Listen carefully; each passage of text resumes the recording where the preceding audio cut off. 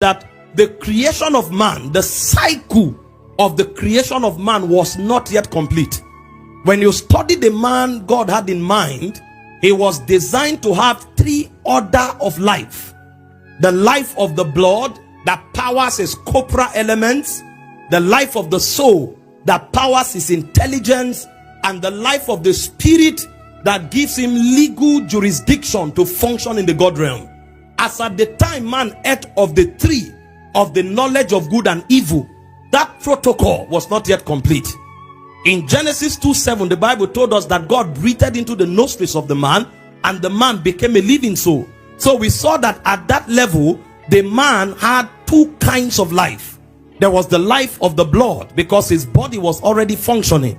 And you know, Leviticus 17 verse 11 says, the life of the flesh is in the blood. So the man already had the animal life, or the bios, in his blood. So he was walking, he was talking. The man already had the soulish life, because he was already thinking, but he had not yet received of the God life, the Zoe of God.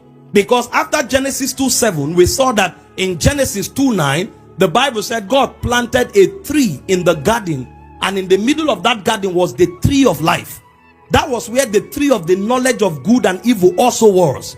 Instead of the man eating of the tree of life, so that the cycle of his metamorphosis will be completed and he begins to manifest like God, he rather went for the tree of the knowledge of good and evil. So at this level, he was bound for corruption. He had eaten of the tree of the knowledge of good and evil, so he had not yet become in full manifestation like God, but he had known evil. So evil will corrupt him. So what God was saying was that this man has touched corruption, because he has not yet completed his cycle of formation.